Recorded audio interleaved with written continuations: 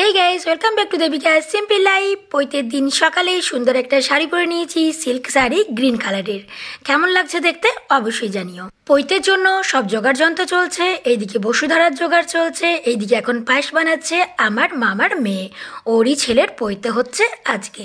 নারায়ণ ঠাকুরকে নিয়ে হাজির হয়ে গেছে, এবার পৈতে শুরু হবে।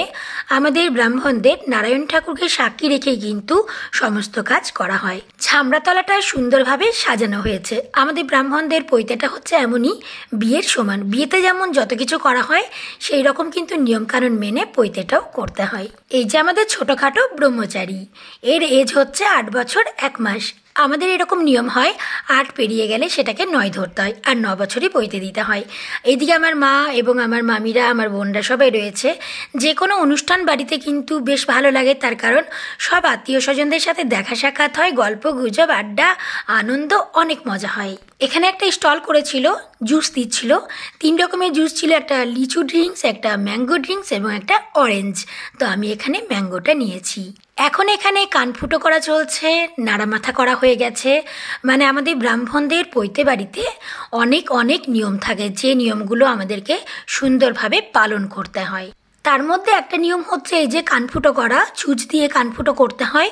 তখন কিন্তু মিষ্টি কলা খাওয়াতে হয়, যাতে কান্নাকাটি না করে, সেই জন্য মিষ্টি কলা খাওয়ানোর একটা নিয়ম রয়েছে। আমাদের ব্রাহ্মণদের পৈতে দেওয়ার নিয়ম হচ্ছে 9 বছর এবং 11 বছর এবং 13 বছর।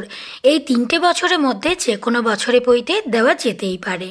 আর একটা কথা বলা হয় যে 3 যজ্ঞে ব্রাহ্মণ, মানে 3বার যজ্ঞ করতে হয়। একটা হচ্ছে অন্নপ্রাশন মানে মুখে ভাতের সময়, একটা হচ্ছে পৈতের সময়, আর একটা হচ্ছে বিয়ের সময়। তাকে বলা হয় 3 যজ্ঞে ব্রাহ্মণ। এখন ভিক্ষা দেওয়ার জন্য ফল মিষ্টি সব রেডি করে নিয়েছি, এবার ভিক্ষা দেওয়া শুরু হবে। এখানে আমি, আমার মা, আমার বোন এবং বাকি সবাই দাঁড়িয়ে আছে থালা হাতে নিয়ে, ফল মিষ্টি থালা হাতে নিয়ে দাঁড়িয়ে আছে সবাই ভিক্ষা দেওয়ার জন্য। সব কিছু মন্ত্র পড়ে যজ্ঞপাঠ, ভিক্ষা দেওয়া সব কিছু কমপ্লিট হয়ে যাওয়ার পর এই যে বাচ্চাটি একটা রুমের ভেতর ঢুকে যাবে, সেই রুম থেকে কিন্তু 4 দিন বেরোতে পারবে না বাইরে। মানে 4 দিন কিন্তু সূর্যের মুখ দেখতে পাবে না এবং শুদ্ধদের মুখও দেখতে পায় না। শুদ্ধ হচ্ছে মানে যারা অন্য কাস্টের আছে ব্রাহ্মণ ছাড়া, তাদের মুখও কিন্তু দেখা যায় না। ওই 4 দিন পর ভোরবেলায় যে মুখ দেখছে সে কিন্তু বার করে, তারপর থেকেই সব কিছু করতে পায় আবারও। তারপর ওই 4 দিন ফল মিষ্টি এবং হবিষি খেয়ে থাকতে হয়। ভাবো তো একবার, একটা বাচ্চা ছেলে একটা রুমের ভেতর কি করে যে থাকতে পারবে 4 দিন। ভীষণ কষ্ট কিন্তু ব্রাহ্মণ হওয়া। সকাল থেকে না খেয়ে দিয়েছিলাম, যেহেতু ভিক্ষা দিলাম তার জন্য। ভিক্ষা দেওয়া কমপ্লিট হয়ে গেছে, এবার আমরা বসে পড়বো ভোজ খেতে।